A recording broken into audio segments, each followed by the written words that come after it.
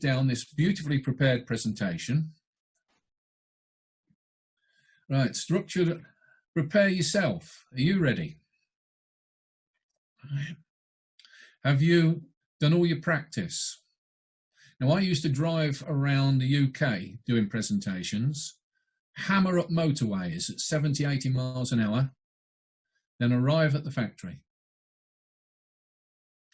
Always try to get there sufficient time beforehand so I can prepare myself. Get off motorway speed, Paul. Calm down. Are you ready? Do you know your subject? Also, I have the colleague that was the expert on presentation skills always said to me, Paul, wear a white shirt when you're presenting. Okay.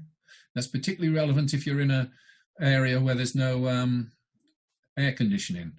The last thing you want, the audience wants, is for you to be wearing a pale blue shirt and seeing dark patches all over it where you're getting a little bit hot. Just prepare yourself. Think about it. Yeah.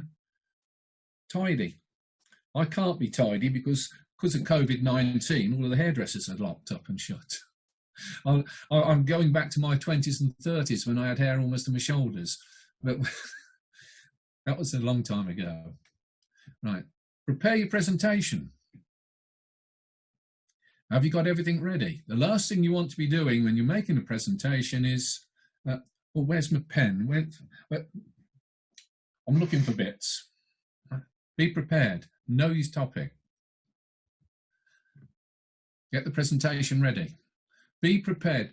I will constantly say during this, the key to presentation is preparation. Preparation, preparation, preparation. And when you're prepared, prepare again. That's the absolute key. Don't walk into any presentation cold. At this point, I'd normally be saying, any questions? But of course, we can't do that. Okay, so prepare yourself. Now, if I go on to our 10 worst fears, that is commonly the worst one. Speaking in public. It's horrible. As I said, I was dreadful at it. Now, couldn't care less. I say that, I am actually a bit nervous today because I've never done a webinar before. But that's my biggest fear.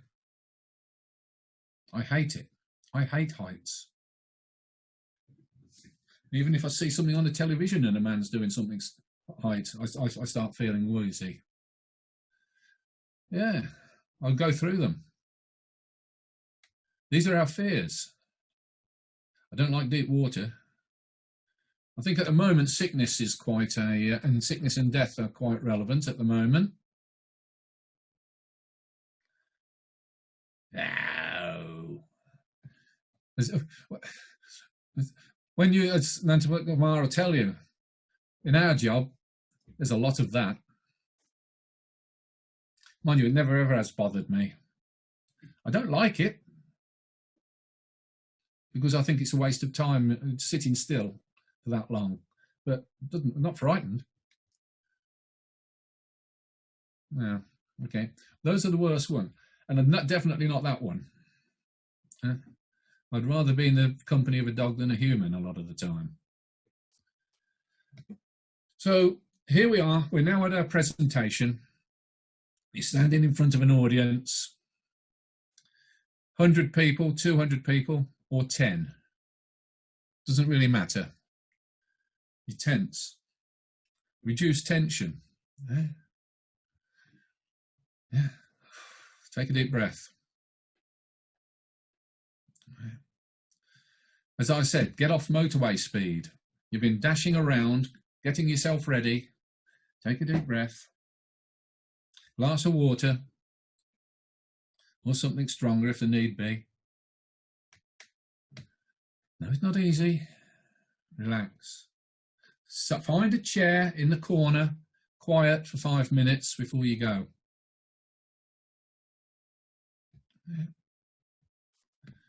Yeah. Smile.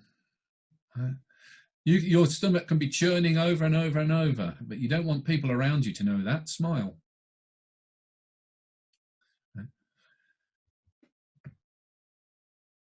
One I always have to discipline myself to do, and which is very crucial, and I was telling you about that first workshop I ever did. I had a colleague sitting in the corner. And when it got to the tea break, one of the first things she said to me, slow down. You're talking too fast, it's nerves. Slow down, right? Start slowly. Not just because someone might be struggling to understand you, but it is nerves. Just try and calm yourself down and slow. And it's not easy. As I said, now I don't care. But for a long time, I had to discipline myself. And, right. Oh, one thing I didn't say about, we got Nanta Kumar on the screen. Shall we tell them about the first time we ever met? Go Caldas, Jeans Factory. Yes, Paul, you are right. Yeah, and I was stuck in a hotel just outside Bangalore, and without the slightest idea where I was. And the gentleman did a very kind thing to me. He went and ran an errand for me. I don't know if you remember. Yes, Paul, I remember. Yeah. Bought me an RCB shirt from a sports factory. That's what I wanted, an RCB cricket shirt. So that was our first start. So how long's that been now? 7, 8 years? Almost 8 years, Paul. All right. Not 8 years. It's almost 6.5 years. Right. Yeah. So that's been India, Vietnam, Sri Lanka. We've been together. Yes, Paul. Yeah, you're right. Yeah. And Kyrgyzstan. Oh, I forgot about Kyrgyzstan. Oh, dear. How could I forget Kyrgyzstan? Oh, dear me. Yeah, yeah. My dear friends there. Why they wanted to be part of some of these webinars when they don't speak English, I don't know, but still, never mind. Probably I make more sense in Kyrgyz than I do in English. Right. Anyway, let's go. So what was that last little bit about? Easing tension. Right. Okay.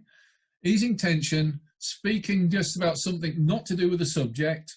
And while I was doing that, I was recouping my thoughts. Where am I going? What am I doing? Okay. Now, one thing I would say, we've got the presentation.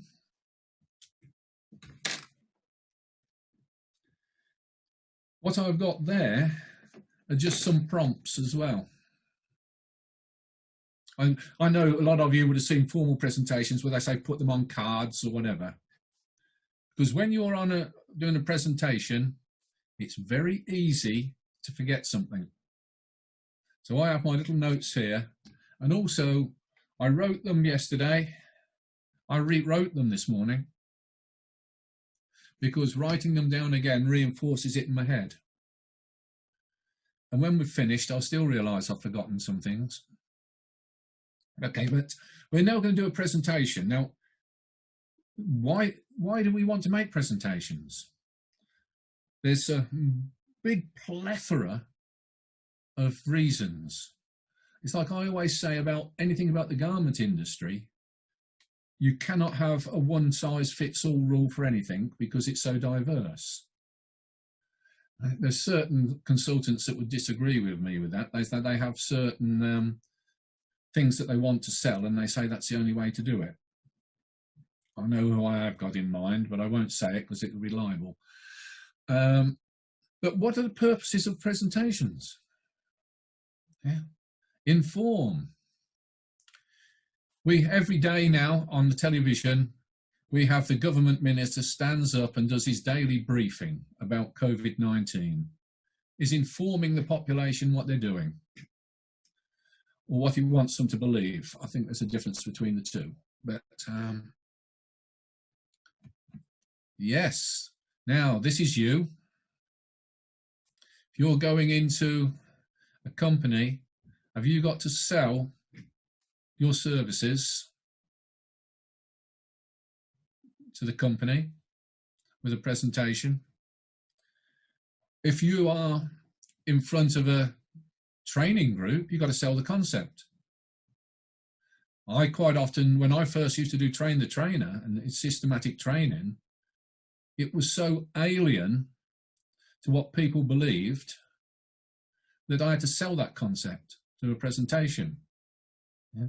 What do you mean that we don't have to do 3 weeks on paper exercises? What do you mean we use the sewing machine with thread in it? Yeah. All of these things that you have to sell these concepts. Yeah, same thing. You've got to sell yourself, the company. Hopefully, this is what we're doing now. Hopefully, I'm teaching. A lot of people at the moment in this country are teaching, because I assume they are in India, because the kids are off school. They're having to do self-teaching. Parents are having to teach. Obviously, I don't get involved in that because I'm not allowed near the grandchildren. Provoke thought or action. That's what tomorrow's about. Our webinar tomorrow. I'm not trying tomorrow to try and teach anybody anything. I'm not trying to teach them how to do production balancing or industrial engineering or anything like that. I'm trying to provoke thought. Can we go away, do things differently? Can we review what we're doing? Then hopefully, if I do that successfully, then you can follow up with it, go in and sell yourself or your company, can't you? That's a compliment. Yeah. I used to have to do that. Gain commitment. Done that in industry. Also did it quite a lot as a cricket captain. Before the start of going out to bowl or having a bat. Yeah, well done, lads. We held them down to 250. Right, now let's go at them. Yeah, had to do a lot of that.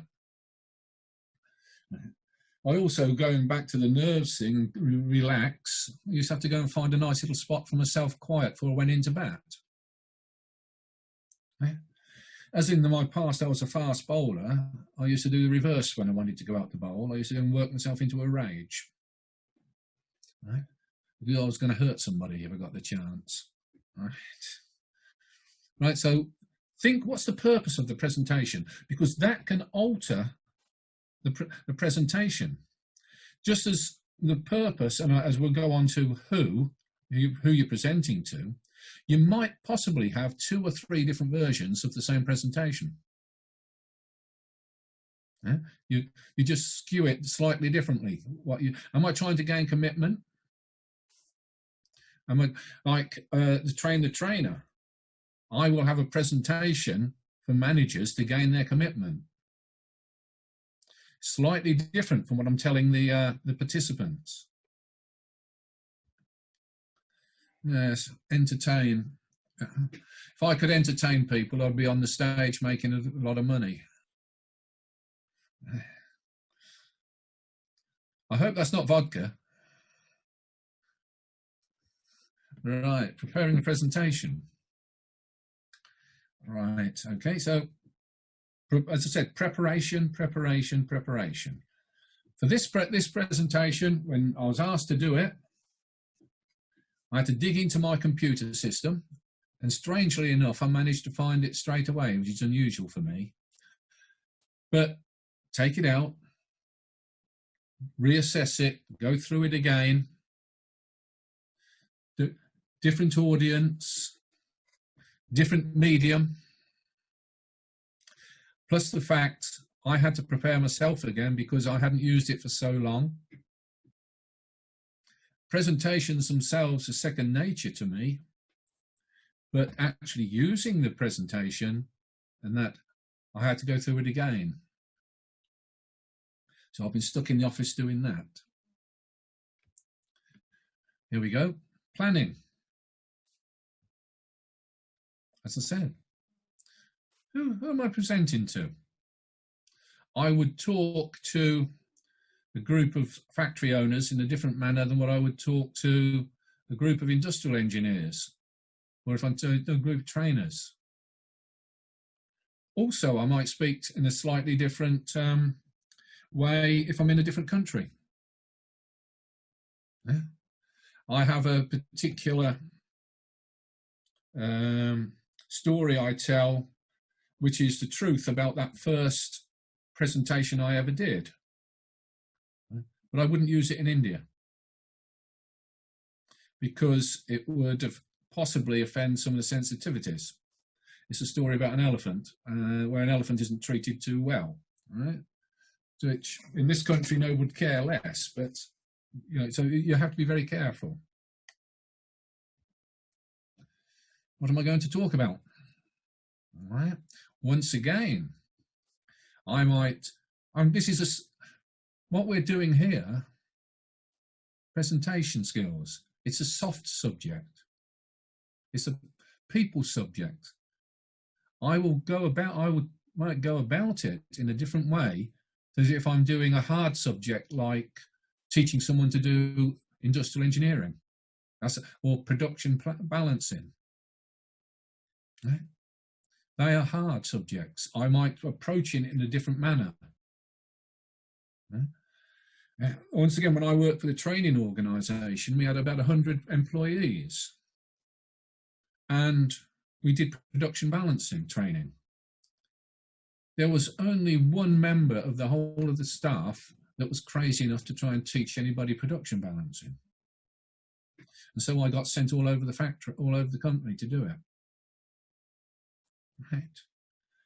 Once again, it's production balancing, easy, mathematics. Yeah, the computer will do half of it. First thing I know about a plan is the moment you start to use it, it goes wrong. Right? And so, to me, the skill of production balancing training is actually on the factory floor, working alongside the manager or the supervisor as things start to go wrong, and it's decision making. That's where it becomes crazy. If you've got 12, 15 people trying to, you know, all coming to you with what do I do, that's when it becomes very difficult. And that's why you have to, that's why I was the only one daft enough to do it. Right? But once again, think of your planning. Take that topic. I can do it on a screen, but then I have to go and translate it to actual working in the factory. Different ways of doing it. So what am I going to talk about? How long do I have? Right? Do you get the condensed version? Is it a sort of topic where there's got to be a lot of feedback, a lot of questioning?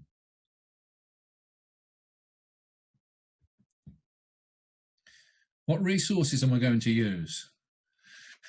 Over the years, I've built up a huge bank of resources. I've also thrown a great bank of them away, masses, right? What am I going to use? I can't use them all. What ones do I want? Yes, on something like Train the Trainer, I know what I want. I've got certain recordings. I've got my little T-shaped, you all know the T-shaped exercises. So we've got all of these things. So what ones am I going to use? How am I going to use them? Right? So make sure they're all there. Once again, I have turned up at Train the Trainer exercise programs and realised I've left the T-shaped exercises at home. And I've then spent a night in a hotel busy cutting out some more T-shapes. Right? Preparation. Right, so if I've only got a limited amount of time, what must I tell somebody? What's absolutely crucial? Well, there are few questions. Sorry to interrupt. Yep. There are few questions. Can I allow them to ask questions so that you will also... Yeah, please do. You know me and questions. Yes. The more questions, the better. I won't know the answers, but you can ask the question. Yes, but... So first of all, the question is from Mr. Vetrivel, who have, did the presentation for you, Mr. Vetri. Yeah. So, Mr. Vetri, you can ask the question, you can unmute, and then you can ask the question to Mr. Paul. Okay. Hello, Paul. Hi. Here, this is good evening. In your side, this is morning. Very good morning. You? Yes, it's still morning here. Yeah, just. Yes. I just want you to hear one thing, Paul. That is how to tackle the Q&A session. We don't know the answer exactly. That scenario, how do we deal with them? That's what my curiosity. How do I tackle the what? Paul, what the question is, like normally in the question and answer session, we might not know answers. So when we don't know the answer exactly, how to deal with that particular question? Right. Exactly. Now, that will come into one of the other slides, but I'm glad you asked it. The first thing is, have we got ladies listening? Sorry, but no. As of It's now. all, okay, don't bullshit. Okay. I would have tempted if there were ladies listening, I might have altered my language. Whatever you do, do not try and bullshit. If you don't know the answer is, sorry, I don't know. I'm not sure about that. I will get back to you. Right? Because one thing they will know is if you try to bullshit around something, people will pick up on it immediately. Yeah. So I'm afraid it's like, who was it? President Roosevelt, I think it was, said there are 3 things to a presentation. Be brief, be honest, be seated. Right? So don't take the minimum amount of time. At all times, be honest. And when you finish, sit down out the way. So one thing about a presentation, one, know your topic as well as you can. That's key. Preparation. So hopefully that won't occur very often. So, but always be honest. And the second point is, in 99% of all instances you're doing a presentation, you will know more than the audience. So the chances of them coming up with a really question to really stump you isn't really all that high. Unless there's a ringer in the room. All right? And I've had that. I had to do a finance for the non-financial manager, and 2 of the audience were trainee accountants. But that did catch me out. But they're okay with it. So the simple answer is, don't try and work your way around it. Just come straight out. Say, I don't know that. I'm not sure. I will find out and get back to you. People will respect you more for that. If I take an instance, I don't know if you know, but I did a lot of work in Egypt in a company called Nile Clothing. Huge jeans manufacturer, massive. And I was working for the European Union, and I was a team leader. And the first time I went to the factory, I went around the sewing area. They then took me to the laundry. And the director said to me, as we came out, you like our laundry? It's a good one, isn't it? How can we improve it? And I said, I've no idea. I don't know anything about laundries. I said, that's why I've got John Louis, who was a French guy. I said, that's why he's in the team. He knows laundries. But 18 months later, they employed me, and I went there for 3 years on and off. And that director said, one of the things that got you the job was the fact you turned around to me and told me you didn't know anything about laundry. You didn't try and bullshit me. All right? So, honestly, just say, sorry, don't know. I'll find out. Got it. People don't expect you to know everything. Yeah? If you knew everything, you'd have Mr. Modi's job, wouldn't you? Fine, Paul. And then we'll go to the next question. Mr. Saravanan, he has another question. Mr. Saravanan, you can unmute and you can ask the question to Mr. Paul. Good evening, Paul. Hi. I'm sorry. It's good morning there. Good morning, Paul. It's my real-time problem. what would be the best way to reduce the speaking issue in between public or in front of them? Didn't quite catch that. What was that now, tomorrow? What's the best way of doing what? Okay, what the question is, he's having a huge problem while speaking in public with a round of people. What is the best way to reduce that fear? There is a best way to reduce that. He's feeling that particular issue, it seems like. That's the question. Yeah, I could have a joke and say whiskey, but I won't.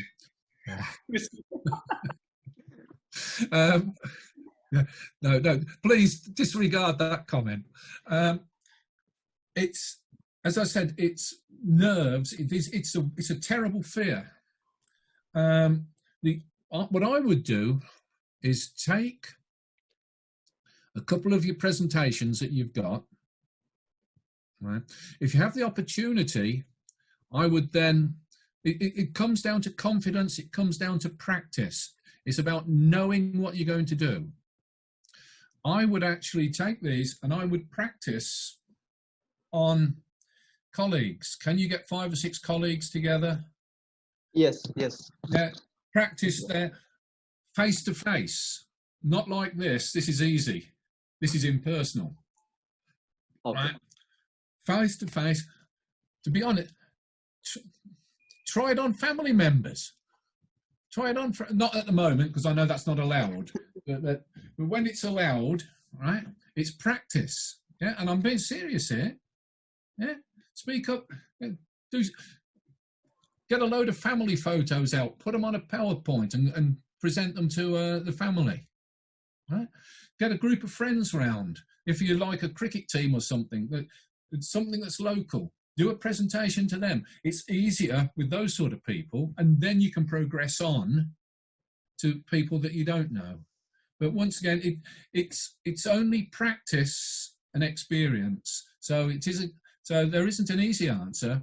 As I said, it took me a while, but eventually you come around. I always think about, it was my parents, what was it, their 25th?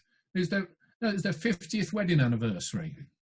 And we all had a special party for them, and there was about 200 people there, people they hadn't seen in years. Of course, and being the eldest son, I was the one that had to stand up on the stage and speak. And I got up and I spoke and made a speech and all the rest of it, and got down. And my mother said, "Oh, didn't you speak well?" No. I turned to her, I said, "Mother, what do I do for a living?" Yeah? It came naturally to me. If I'd have been that old factory manager that spluttered and coughed, and it would have been dreadful. Right? It is about practice, preparation. The better prepared you are, the better, the more confident you'll be. So I'm sorry, there isn't an easy answer, but I would practice in an easier environment, as I say, with someone who's going to be sympathetic and someone who's going to be friendly. Although I think some of my family had ribbed me terribly, but no, yeah. So to me, that's the way to do it. Once you've done that, family, friends, I don't know, are you a member of a sports club or something? You can do it to them.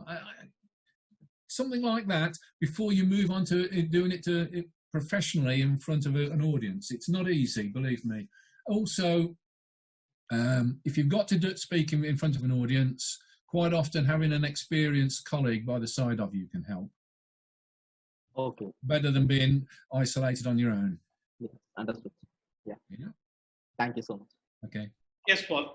Sorry, I can't give you any easy answers. It's a confidence and preparation. Yes, Paul. We have another question, Paul, but we can take it after some time. So, okay, yeah. Okay. So, tell me what you must do. What you should tell them. Could, oh yeah, this is the little edgy bits that you can put on the end. If you, excuse me, I think I need a Guinness whiskey, don't I? Apart from the fact I don't like this stuff. Now, any little extras, what you could tell them.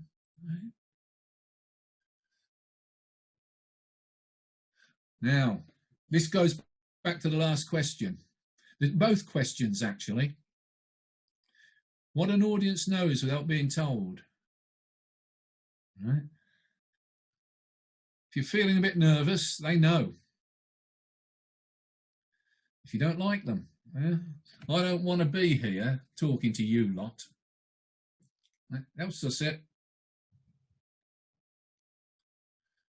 Honesty. Never bullshit. Oh, I've had enough. I can't do it. Right? People will suss this. They'll suss it through body language. And so you have to be confident. To go back, you've got to give an air of confidence, not arrogance, confidence. I've got myself in all sorts of trouble with body language. All right, I'm fine in the UK. I can follow body language. When I left school, my first job was in the police, and they actually taught us how to use body language, to interpret body language. I went on a program on it. Right, so still got it wrong all the time, but when I went to India, first time in Sri Lanka, body language means something completely different culture. I got myself, yeah, I would say to someone, do you understand? And I'd get lots of shaking of heads. And I thought that meant no. And I could never, even to this day, I don't know whether the shake of head means no or yes. So I get myself into all sorts of trouble. But just body language. And it's culture. Once again, when I worked in Arab countries, very hard to identify the body language there. Very difficult. When you haven't prepared. If you haven't prepared, I keep on saying preparation. If you haven't prepared, you're going to be, let me look at my notes. And people will know. And they'll think, oh, I'm not going to bother to listen to this guy. Right, the P's. 1, 2, 3, 4, 5. As there's no ladies about, there is a 6th P. Right?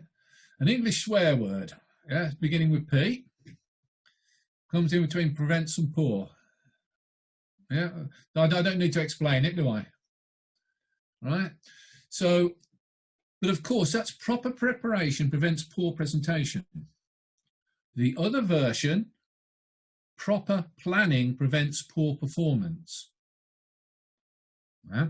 So if you're in the factory environment, it's exactly the same.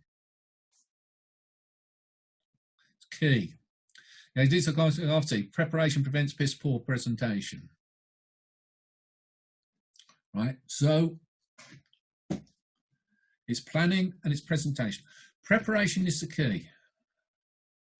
And it's one thing tomorrow I will touch on is the planning part. Right? When particularly my key, what's the word? Phobia, my key thing in garment factories in India is how poor they are at implementing new styles onto lines. But that's my key thing there. It really bugs me. So, that can be avoided by proper planning. Well, not avoided, reduced. Same as proper preparation prevents poor presentation, it can reduce it. I'm not saying it's going to eliminate it, depends how good you are at preparation.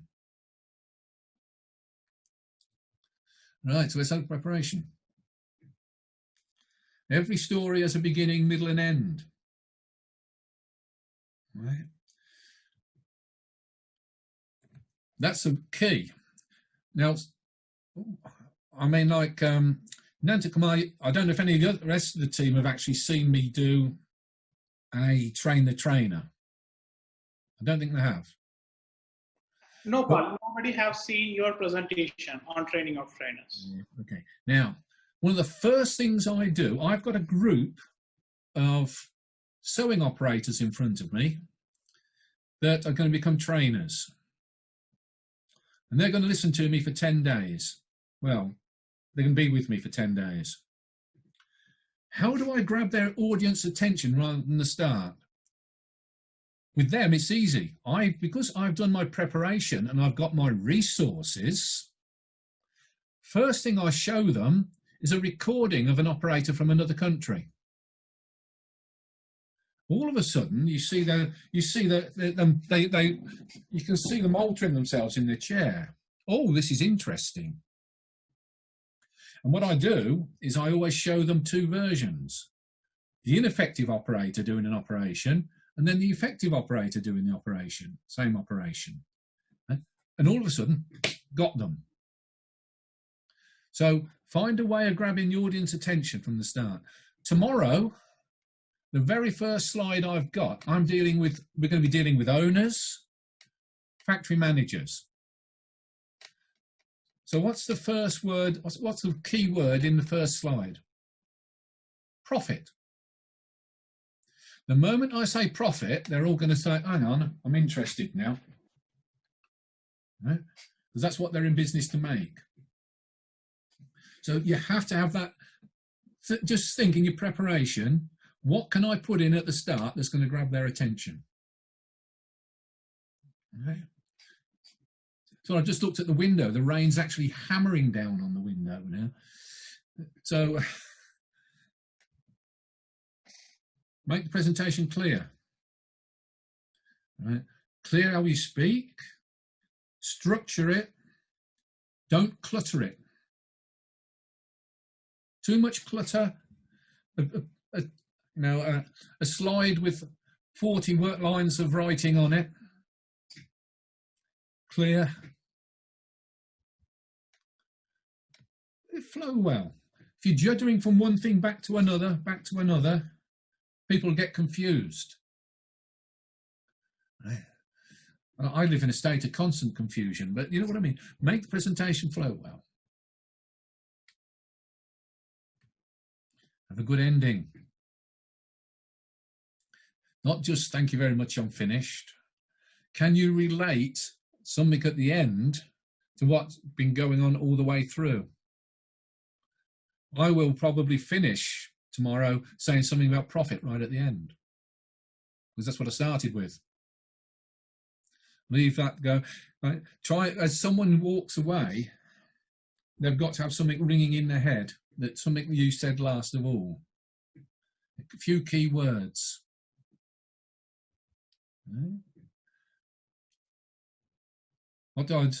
Confidence, practice. This is it. Preparation, it's all about confidence, it's about practice.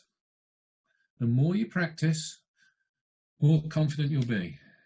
And I'm not going to go through the, only proper practice makes for good, you know the one about train the trainer.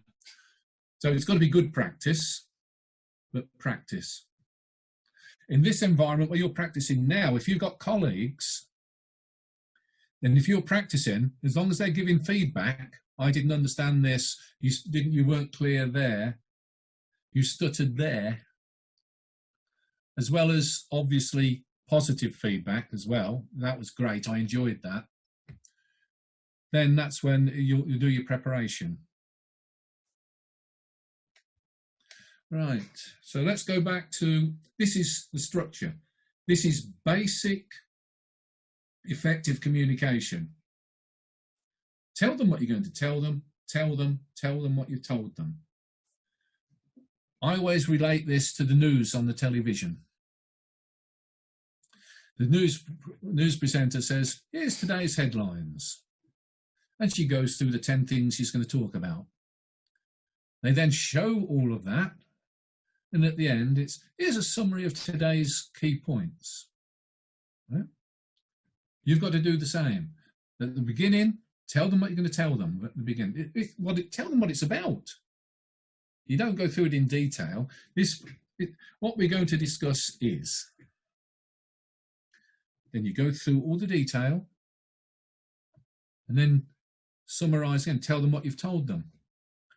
If you're doing a training program, then after each session, at the end of each session, you might do a summary of what's just gone on, ask a few questions, do a few drawings, all the little games that you play on training.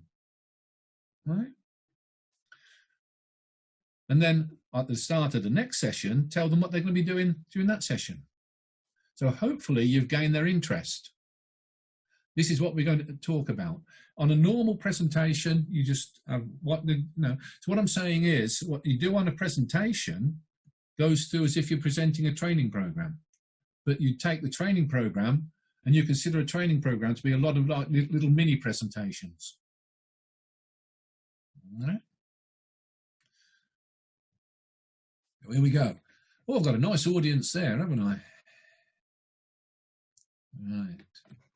Rough timings, only rough. I've never ever sat down and said, right, I'll make the beginning 10%. I've got an hour, so I've got 6 minutes to do intro. And I never really know where the start, the middle and the end come, but it's a good guide. Right. Yes, beginning, talk about yourself. Obviously, with you people, it'll be yourself and it'll be about Skilift. So you've got the two things. Right? What's the subject going to be? All your topics, and then obviously and then you've got your end. Right? So start, middle, end. Self, don't spend too much time talking about yourself. Hopefully, if you're doing at a seminar or something like that, the audience would have already had some sort of bio information about you anyway. So you're just enlivening on that. Right? I mean, I sometimes talk too much, not about myself, but often about some of the escapades and experiences I've had in the garment industry. Right? Because I consider the garment industry to be organised chaos, basically populated by nutters. That's my view of the garment industry, and that's what's good about it. I digress slightly. To me, the garment industry is like no other industry. If you're making motor cars, you can plan for the next 10 years. You know what's going to happen tomorrow. You know what's going to happen in a week's time. With the garment industry, you don't know what's going to happen in 2 hours' time. Right? Because it's just a crazy industry. Right? You're working with the two unpredictable things, people and fabric. If I pick up my paper, I know what it's going to do. I know it's going to hold its shape. Oh, I haven't got any fabric, but if I let that go, it does what it wants to do. Fabric has no structure. Same with people. Oh, and conversely, I think I'll show you very quickly where I'm sitting. What do I have there? One sewing machine. What do I have over there? I don't know if you can see it. One overlocker. So, can't get away from it. Right. And so the garment industry is probably the craziest industry of all. And so you're all mad to be in it because it has no structure. So well, I lost my topic there, but very quickly, as I said, I spent all my life in the garment industry because my mother was a sewing machinist, amongst other things. And she said to me, I don't care what you do in life, do not come in that door and tell me you've got a job in the garment industry. So, me being 19 years of age, in a walk, hey Mum, guess what I'm doing? She said, you're mad. I said, why? She says, it's like a drug. It's like no other industry. It's like a drug. You become addicted to it and you can't go away. She says, think of the number of times that she had left the industry and gone back. Yeah? And I said, nah, don't be silly. 51 years later, yeah, I did walk away with it. I did walk away once and I got a government job monitoring funding for their training. And I'd been in the job 2 months, and the phone went, Paul, we need you in a garment factory in Morocco. Goodbye, government. Straight back off. Anyway, I digress. Right? Talk about yourself, talk about your subject, and you always remember you're in a crazy industry. Right. So when you're actually now talking in the middle part about the topic, go through each point. Right. What am I, remember, you've already thought about what am I going to tell them? What must I tell them? What should I tell them? Each one of those points, those things you can do, is a point. Now you will either have it on a slide or you'll have a note. Tell them about that particular point. Explain it. Right? Show, tell. Can you illustrate? Can you give examples? This might be a visual example. It might be something you know, as I said, an experience. Then at the end of all those illustrations, just give a summary of what you've gone through. Right, so does that make sense? Right. Each point, point by point by point, give an explanation. Don't tell somebody what about a point and without explaining it. Illustrate. If you can give an example or a picture, fantastic. Which goes back to resources. You've got to do all your planning. Everything interconnects. And then right at the end, you do your summary. Restate what you've said. Just a brief summary. Conclusion. This is what we did. This is what we went through. Restate. This is what we've discussed. Conclusion. This is why we did it. This is what we mean. Then an end. Put in your end. Thank you very much for your attention. If you have any further questions, please contact Skilift. You can contact us at this point. So it's all, I'll keep on saying it's always down to planning. Planning, preparation, practice. Ah, yes. Where was I? I was in India. OGTC conference in Delhi. And they put this guy on, I don't know who he was, and he'd got visual aids up on the screen with umpteen letters, and he turned around with his back to the audience and started reading the visual aid out, talking to it.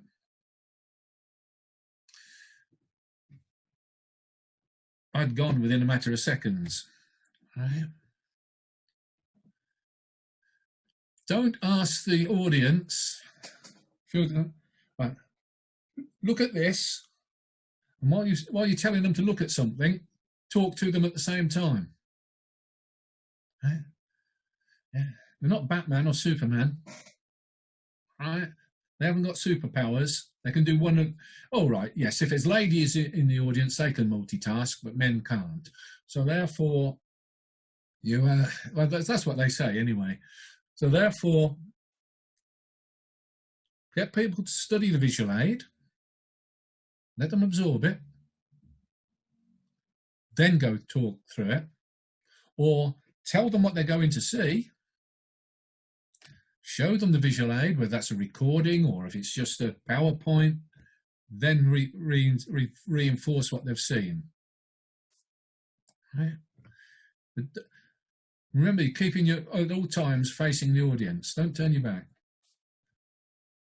This is what this guy was doing.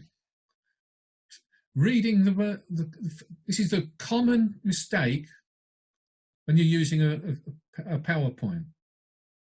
Do not read it to the audience. You're saying to them, one, I don't think you can read, so therefore I'll have to read it to you. But I see them do this on the television, on the news, and I think, well, what they're trying. Then I realise that on the television, on the news, they've probably got an audience that possibly are visually impaired. So therefore, yes, they can read out the government statement, but you don't need to do that, right? Also, you're saying to them they can't read, and what you're doing even worse is the eyes are much better than the ears. Someone can read far quicker than you can speak. Right? So by the time you're a quarter of the way through your reading the visual aid, they've read it. They've read it, and now they switch off. I'm bored. Well, you'll get that. Never ever, that's the biggest cardinal sin with a PowerPoint, and it's something you must never do. That's why you don't put too much into the PowerPoint. The PowerPoint should be nothing more than a prompt. It's a prompt to the audience. It's also a prompt to you to remember what it is you're supposed to be talking about. And then you enlarge on it from memory because you've practiced and practiced and practiced. And you've just got a few extra notes that you've gone through. Right? So this is a common mistake, and I see this all the time. And I quite often want to stop somebody, and then I think, no, nothing to do with you. Just sit there. But I get bored. And you'll see, people start fiddling with their phones. So that's the biggest no-no of all of presentation. Yeah. Waving a pointer in front of the visual aid. Yeah. Well, I know we've all got these little pens that we flash on the screen. Right. Do that in context. Do it. Let them see it. Then go back and point out. Right. And one of the other sins that anybody's seen me in action, know I do this all the time, and it's wrong, as was pointed out, is when you're making a presentation, don't have a toy. Marker pen, right? Black, put it down, right? Because the moment you start doing that, people will start watching you doing that, and they're not hearing what you're saying. The other one is quite often, particularly if you're dealing with a workshop situation, do not, under any circumstances, give the participants or the listeners a toy. Right? Let's hand out the stopwatches to the to the trainers. The moment you give them the watch, it's click, click, click, click, click, and they're not got the slightest intention of listening to you, right? Or if they're using mobile phones as timers, turn your phones off, put them away. You're not allowed to use them, right?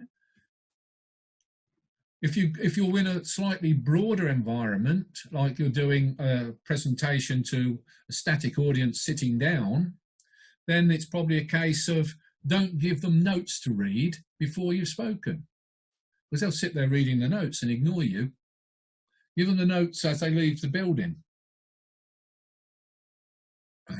So this is just when you're talking, when you're actually doing the presentation, think about this, right? And as I said, don't ever talk, don't ever read don't ever read the visual aid. Otherwise, I'll be on a plane to India and come and tell you, I'll be after all of you. No, I won't. Well, I won't be coming on Virgin Atlantic the way things are going anyway, that's for sure. Don't look as if they're going down the pan. Good riddance. Right. So as we said, beginning, middle, end. Think it through. You don't want anybody thinking at the end of it, well, did he finish it? Is that it? Yeah. Sometimes, like when you're watching a television program and it's a series of about maybe five episodes, They have to be very careful where they finish it. Yeah? Yeah? Otherwise you're thinking, well, what's going on there? Or, oh, I can't be bothered to watch the next episode. They've had to go through it. You've got a beginning, middle, end. With the current situation, watching a hell of a lot of television with epic series and that on it at the moment, without any football. Right. So, I really like these visuals. It's the second time I've been through them. They're really, once again, thank you. This is fantastic. Plan.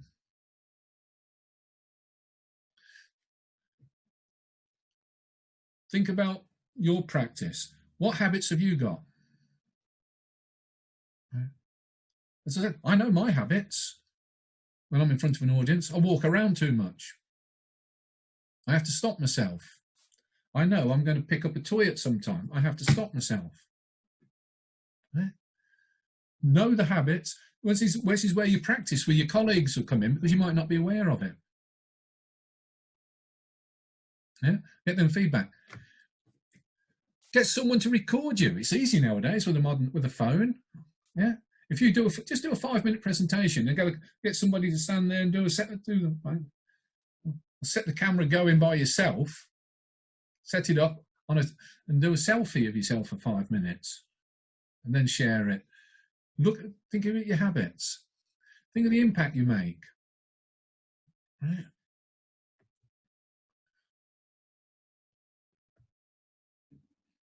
Know what you're going to say.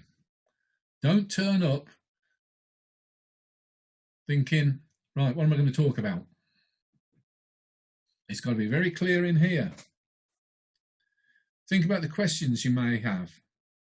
This will get easier because the more you do a presentation on a particular topic, the more you can anticipate the questions you're going to get. Yeah, doing train the trainer, I know what they're going to say. If I do industrial engineering, I know what they're going to say. Right? Think about the questions they're going to ask. You might get the odd one, as I say, that does throw you. If you don't know, as I said, if you don't know, sorry, don't know, get back to you.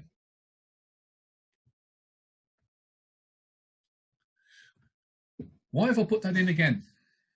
I know I'll keep on going about it. Practice, practice, practice.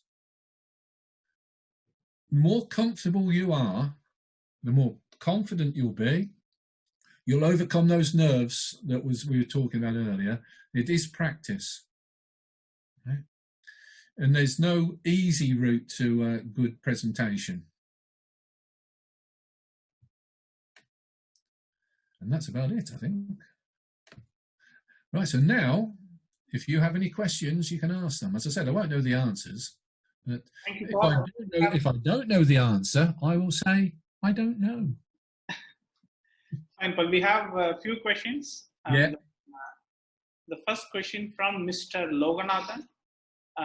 Mr. Loganathan, you can unmute and then you can ask the question to Mr. Paul. Thanks, Nanda. Good morning, Mr. Paul. Good morning. Yeah. So my question is, we conduct 8 hours of training. In that case, how to engage trainees completely with us, and what components we have to include in the training to keep their energy in same level? Right. Yeah. So you're doing an 8-hour training session. All right. There's several, tips really. First one is, I said, if you're going to be in front of a relatively small group. Hello? You're going to be in front of a relatively small group. Right. Yes, sir. Yeah. If you're, say, like 10, 12, something like that, or even a slightly big, as I said earlier, 1, scan faces. Right? You're scanning faces for boredom, tiredness, and you'll see it. Right? Yeah. Yeah. 2, the moment you see that, you give them a rest. Okay. You don't give them a rest by saying, take 10 minutes and have a cup of tea. Right? Okay. You would do that at certain times of the day. to me, a change is as good as a rest. Right? And this is why I have, in Train the Trainer particularly, or any production management program, I have, as well as my like planned series of resources, I've also got additional runs. Okay. Right? So I might just give them show them a recording of something. You give them something different to do. You break it up. Right? So, or if I'm doing a Train the Trainer in a factory, I might say, right, okay, let's go and have a look at something on the factory floor. You've got to be constantly looking, breaking the day. No one can sit for 8 hours a day and listen. Yeah. And if they do, Perfect. it's the same as I always say, it's about last hour and a half of the day, and also possibly the last 3/4 of an hour before a lunch break, do not introduce anything new. Okay. What you can do is that when you start, I mean, on the Train the Trainer in particular, there's a lot of practical work. Yes. Time it so that when you think they're going to start getting a bit tired, that's when they do their practical work. And particularly with Train the Trainer, because you're talking about people that are accustomed to coming into the factory, sitting down at a machine and getting on with their work. You're now asking them to completely change their behavior. Yeah. And it's not easy. So therefore, you've got to be as careful as you can with them. Break it up into some as I said, break it up into mini sessions. Yeah. Give them the beginning of each mini session, tell them what they're going to be doing, tell them about it, summarize. Now, with summary, with a lot of the Train the Trainer where it's practical, the summary is also doubles up as checking understanding. Okay. Do a quiz. Okay. Get them to give some sort of feedback. Send them onto the factory floor. Let them practice. But as I said, one of the biggest things I've found is, because I've got a library of recordings, somebody in a factory in Bangalore absolutely loves it if I show them a British operator working. I think that's fantastic. Yeah. Yeah. Particularly when they realise that Westerner's no better than them. Yeah. Or I show them something from, I'll show them a Chinese operator or something like that. And I've got a good trick of one. I've got a very bad Chinese operator. And they love it when they see that the Chinese operator's rubbish. Yeah, they're not supermen after all. Apparently now, Paul, people would love to see that. Yeah, so there's lots of little tricks. Just have in your preparation, you will know after about, remember, about 20 minutes is about maximum somebody can sit there. After 20 minutes, you're scanning for problems. Change activity. Give them something to do. Make them get into a little group. Anything like that to break it up. 8 hours is not 8 hours. It's about 6 hours, 1 and a bit hours. Okay, fine. Yeah, fine. Thanks, Mr. Paul. Yes, thank you, Loganathan. And the next question is from our team member, Mr. Mohan Raj. Mr. Mohan, please, you can ask the question. Hi, Paul. Good morning. Good morning. My question is, during training program, there have different types of participants, like a fast learner and a slower learners. How can I manage the speed of the presentation, or how can I handle the both in single track? You were breaking up a bit there. Can you repeat that? Yes. Can I repeat that question? Yeah, breaking up a bit. Yes, it's very interesting question. What he was asking, in a group of participants, there would be a fast learners and there would be a slow learners. Yep. So how can I ensure like everybody's learning, and what kind of speed I should maintain to ensure everybody's understanding it? Balancing the slow learners and fast learners. That's the question. Am I right, Mohan? Yeah, yes, Nanda, right. That is a good question. Yes, it's really good. If you're working with a group, once again, most of the time you can be working in factories, so with either managers, IEs, and that. Yeah. All you can do is show, tell, check, understanding, that you're checking with each of them. Right? you have to go to a certain degree with the pace of the slowest, right? So what I would be doing is, once I'm starting to identify the slower learners, the weaker ones, once again, when it comes to the when it comes to where I'm doing my feedback, I'm checking it, checking understanding. I will be majoring on those people, making sure they fully understand. But at the same time, what I would then do is I would have to give the faster learners a task to do. Yeah, send them to analyze this recording for me. Put it down into skills analysis for me. But what I would also do is be very, very careful with the slower learners, not to pick them out so that everybody identifies them as the slower learners. Okay. Yeah, absolutely crucial. You would say to, you go up to them and say, how would you do this? How would you do that? And you're identifying that they're not learning while the faster ones are busy working away. One example of this was I was doing a team building training in a hosiery factory in the UK. And there was a team of, they worked in teams of 5. And I actually gave them a written questionnaire at the start of the day, one day. And one of these guys in the team, his name was David. I always remember him. And one of the other people came to me and showed me her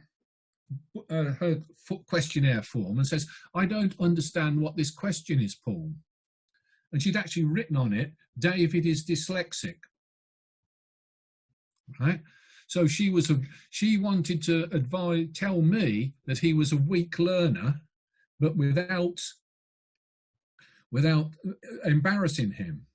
So therefore, I was able to say, you carry on, and walk around the table and says, what do you think this question means, David?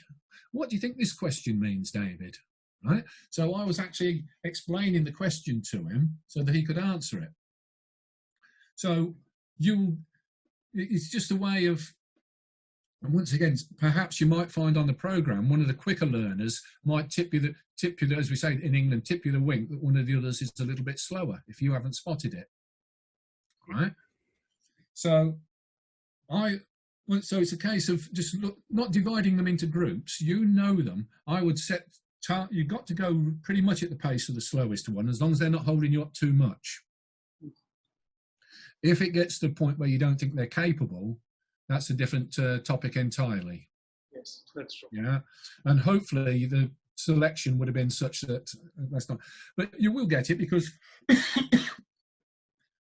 particularly, you might have people with different levels of education. So they might not be understanding some of the written stuff. And I quite often find that I've had people that have struggled on some of the written stuff, and the moment I sit them on a sewing machine, or I give them a trainee, they go off like a rocket because that's their strength. So you've got to look at each one. But as I say, just work on the slower ones. And this is where it's absolutely key that you have a sensible trainer to participant ratio. Fine, Paul. Yeah, possibly even include if you've got staff personnel involved, perhaps industrial engineers sitting in or something like that. See if you can get their help. Okay. Paul, I think final question. I think almost you're tired. Let me take the final question from the participant. Okay. Mr. Vetri, I think you have a question. So can you please ask to Mr. Paul? And Paul, I have one question for you. How to deal with some participant doesn't show any interest, always doing it purposely while presenting? How to deal with some participants on that particular participant? Not interested. Yes. Yeah. Well, I can almost say that I've always got a split personality on this. The factory manager in me would grab them by the throat and kick them. The trainer consultant realizes I can't do that. I would actually, the moment you spot it, you've got to carry on as normal. Then when it gets to a break, I would actually pull them to one side and ask them if they've got a problem. Because sometimes people might appear that they're not interested, but they might possibly be struggling. You don't know. I would pull them to one side. I would have a discussion. Do you not want to be here? Have you got a particular problem? And then, you know, it's up to you then to make a decision. If they say, no, I don't want to be here, then then you need to have a discussion with, the company, with the client. I've had it where people have been more or less coerced to go onto the program, and they don't really want to be there. All you can try to do is make it as interesting as possible to try and bring them round. But at the end of the day, it's like if someone can't do it, even if they want to, eventually you have to make a decision. It's the same with if someone is no interest, then they are holding the rest of the people back. But first of all, I would pull them to one side and just have a quiet word. And once again, that should be slightly easier in your context, because I sometimes find that with traveling in Asia and that, and Middle East, sometimes people are a little bit wary of me. They're always a bit wary of Westerners. Right? So I have to break that barrier down.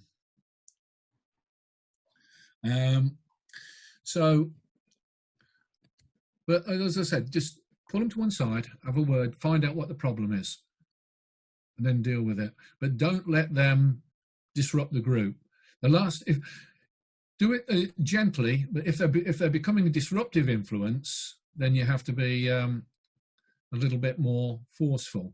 But if you're doing a TOT or production management in a program, generally there'll be a company manager or somebody in there that will spot it as well, and you can have a word with them. Because at the end of the day, as a trainer or a consultant, you don't have any executive authority, which I always found was one of the biggest, biggest frustration to me. Frustration to me. Yeah. I could ask somebody to do something, but I couldn't make them. Right. Hope you got it, Mr. Retri. Yes, Nanda. Okay, Paul, thank you for the wonderful time. It was we would practice. That's what I told. Like we would practice all the points which you told. Already the team is in the presentation training.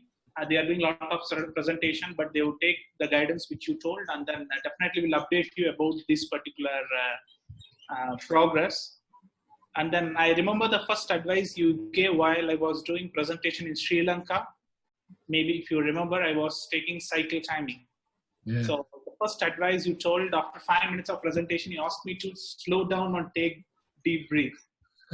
so still now I'm following. All of my colleagues know, even if it's a small presentation to my team or some communication to my team, I always take a deep breath and calm for a few minutes before I'm starting the presentation. So hope it would be a great opportunity for everyone to learn. I will share you the feedback of whatever the people have shared, so that we feel to share the feedback with you both.